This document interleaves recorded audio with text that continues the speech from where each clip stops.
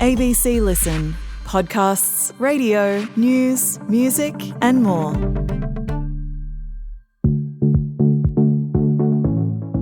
Hi, Jules and Jez here, and every week on Not Stupid, we unpack the news of the week. I like to see when people change their minds because it makes me, just as a normal person, feel like I'm not the only one who exercises a degree of self-doubt every single day. Self-doubt, it's a fine thing. That's our takeaway today. You can find Not Stupid on the ABC Listen app.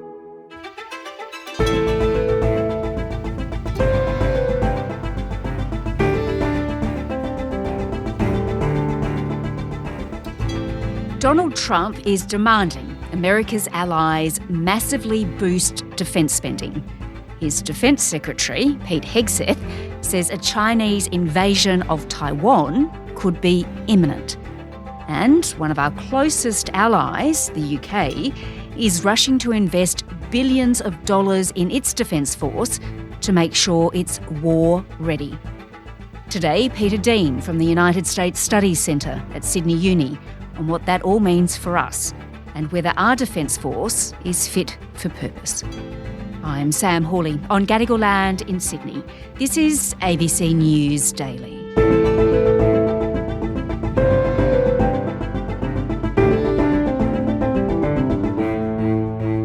Peter, we better start with these comments from the US Defence Secretary Pete Hegseth at the Shangri-La meeting in Singapore. He has warned that China poses an imminent threat to Taiwan. To be clear, any attempt by Communist China to conquer Taiwan by force would result in devastating consequences for the Indo-Pacific and the world. There's no reason to sugarcoat it.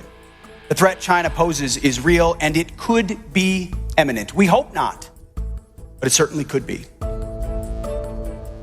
Yes, so Secretary Hegseth, I believe, is referring to here is comments made by the Chinese leader Xi Jinping and by other members of the Chinese leadership, where Xi Jinping in particular has said that the Chinese military are prepared to use force and to achieve specific capability goals by the dates of 2027 and the dates of 2029. We know, it's public, that Xi has ordered his military to be capable of invading Taiwan by 2027.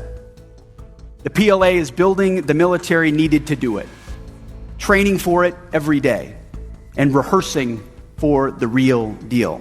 This is about requirements that Xi Jinping has set for the development of the People's Liberation Army and its subsequent Navy and Air Forces as well. So this is about its development of specific capabilities, but also its command and control systems, its ability to conduct exercises, and its ability to conduct the types of high-end warfare to undertake, for instance, a strike across the Taiwan Strait.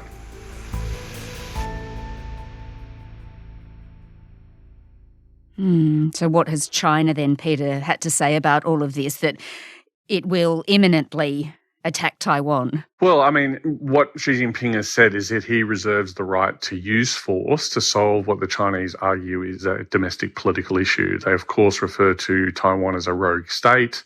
They don't recognise the democratic system that the Taiwanese people have, and of course they don't recognise the will of the Taiwanese people, who overwhelmingly identify now as Taiwanese and do not wish to be reunited with the mainland. Well, China's foreign ministry does say that the US is overstepping its bounds and stoking flames in the South China Sea in response to those comments from Pete Hegseth.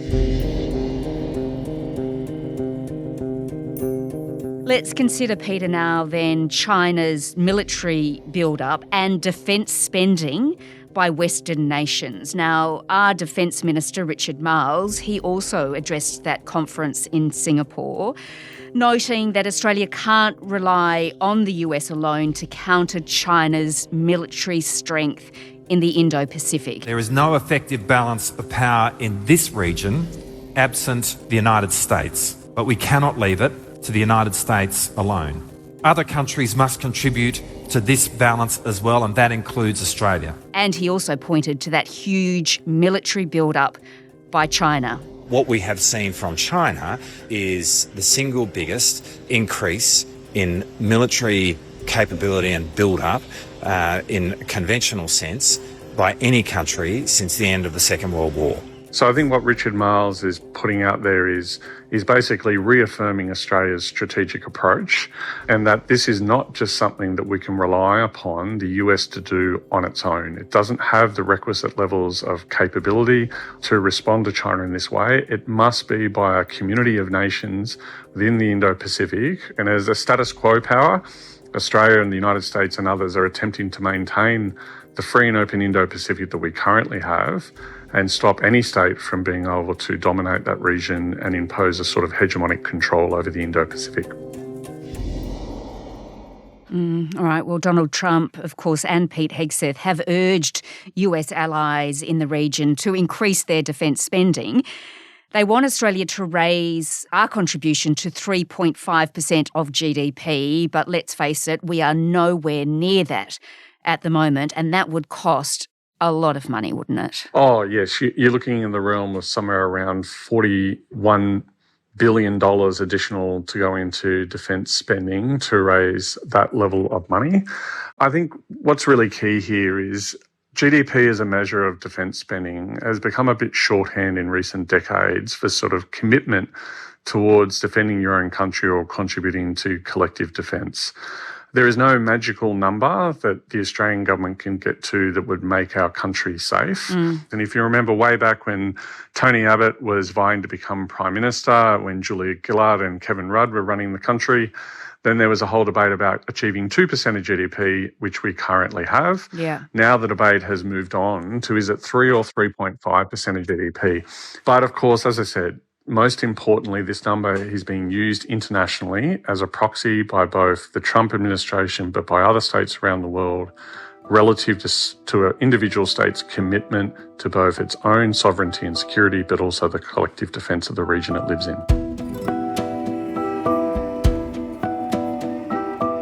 Yeah, well, Anthony Albanese says we will determine our own defence policy, and he notes that Australia is on track to lift defence spending to 2.4% of GDP by 2033-34. We've provided an additional $10 billion of investment into defence over the forward estimates. We're continuing to lift up.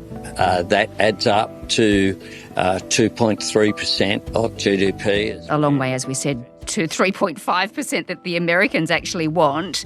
But nations like the UK are now moving more quickly, aren't they, Peter? The British leader Keir Starmer, he has promised to increase annual spending to 3%, up from 2.3%. They seem pretty worried in the United Kingdom. Yeah, look, the UK government is made a firm commitment to move to 2.5% of GDP in the next couple of years and 3% of GDP in the near future. This is off the back of their strategic defence review. Under the AUKUS Security Pact with Australia and America, 12 new nuclear-powered submarines will be built to protect Britain's waters. 6 new munitions factories will be constructed across the UK, and thousands of long-range weapons will be manufactured on British soil. We are moving to warfighting readiness as the central purpose of our armed forces. When we are being directly threatened by states with advanced military forces, the most effective way to deter them is to be ready. Particularly in response not only to the war in Ukraine and the threat from Russia, but of course most recently from the changing posture of the United States under President Donald Trump. And what we can see there is Keir Starmer, along with Emmanuel Macron from France and other key leaders in Europe, are working assiduously hard to provide for greater defence of Europe based on European needs. Well, the British leader Keir Starmer says the UK must be ready to fight a war. A battle-ready, armour-clad nation with the strongest alliances and the most advanced capabilities equipped for the decades to come. I mean, what weaponry does he want? Well, what Keir Starmer has announced is that he wishes the UK military to field a force of at least 7,000 long-range missiles. Now, if you look at what's happening in the war in Ukraine in particular, but also the war in Gaza and the Houthi attacks on shipping in the Red Sea, what you've seen is the explosion of the use of long-range precision fires in each of those conflicts. Well, the UK plans to pay for all of this by, in part, cutting international aid, just to note that. What's it really worried about then? Is it just Russia, or does China come into this as well for the UK? Look, I think it's both. I mean, what we're seeing is a fundamental changing of the strategic order of the world that we live in. The world is becoming much more dangerous. As our own government has said, we live in the most perilous times since the end of the Second World War. We're seeing the rise of revisionist powers, in particular China, Russia, Iran and North Korea. And of course, the Russian illegal and immoral invasion of Ukraine has been really at the centre of this. This is the first time since the end of the Second World War that Europe has seen a large major power conduct a full-on invasion of another state in Europe. That is an ongoing war as we see today. And it looks like President Trump's efforts at, brokering a peace deal are faltering at the moment. So that war is going to continue on. And the concern is, of course, that if Putin succeeds in Ukraine, he has other plans after that, right? Well, exactly. And Putin, again, I think we need to actually believe what the rhetoric is coming out of some of these leaders from some of these states. I mean, Putin made it very clear in the lead up to the war in Ukraine that he believes that Ukraine shouldn't exist as a sovereign state, that it belongs as a part of a revitalised Russian empire that he sees. And he committed similar acts in states such as Georgia and other parts. And of course, in Ukraine itself, where he conducted limited incursions. And of course, what we see in the South China Sea and the East China Sea is ambient claims from China that are not recognised by international courts or international law. And the Chinese consistently using coercion military force against the Philippines, against Vietnam, against Indonesia, against Taiwan and against Japan in various parts of those seas to push their own sovereign claims, even though they are not recognised in the international community and not recognised by those other states. And of course, we add in the layer here of the cyber domain and cyber dimension, that while we're largely in strategic competition with these states across the globe, in areas such as cyber, we're in day-to-day limited conflict as we receive an onslaught of assaults in the cyber domain from states such as North Korea, Iran, China and Russia. All right, well, Peter, as you say, we're living in a less stable world, but what do you think? Is our approach when it comes to defence the right one? Are we war ready, like the UK wants to be? And if we're not, do we actually need to be? I think we're definitely not war ready at the moment. If you look at the Defence Strategic Review in 2023, it made it really clear that the ADF was not fit for purpose. The government is in process of lifting defence spending to try and achieve some of the outcomes that were set. We don't have 10 years anymore to wait to prepare our forces. Now, what's been happening in Australia has been a long discussion in recent years over the requisite levels of defence spending. This was happening well before Donald Trump was elected for his second term of office. And if you look back to last year, you'll see some very eminent commentators and experienced people in this debate, people such as Sir Angus Houston, the former Chief of Defence Force and one of the two independent leads of the Defence Strategic Review, former Secretary Dennis Richardson, former Labor leader Kim Beazley, former Home Affairs Secretary Mike Pezzullo have all called for increasing of defence spending to around about 3% of GDP on defence. So this is a national debate that's been happening for quite a while, and now it's become much more direct, given that our US alliance partner has directly made the request to Australia to increase defence spending.